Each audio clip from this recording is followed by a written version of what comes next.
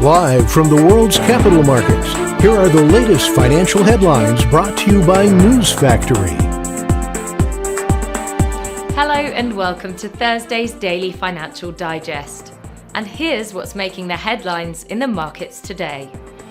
Prepare for market movements as the economic calendar for the upcoming days includes a mix of high priority and moderate impact releases. These data points could create trading opportunities and drive price action across various sectors. These key releases could set the tone for trading in the near term. Understanding their potential impact will help shape effective investment strategies. Those were today's major economic events. And now, moving on to world financial headlines.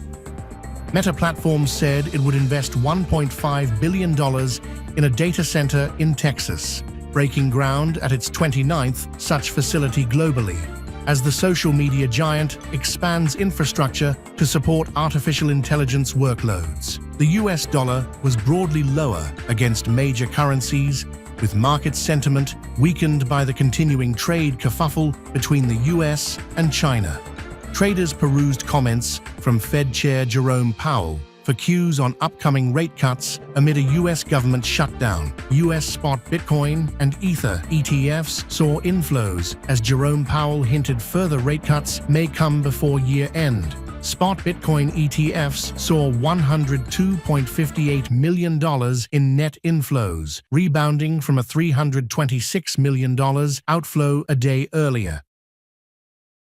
And now let's hear what our chief analyst picked up for us today. The Bitcoin-dollar pair dove 1.3% in the last session. The MACD is giving a positive signal. The euro rose 0.3% against the dollar in the last trading session.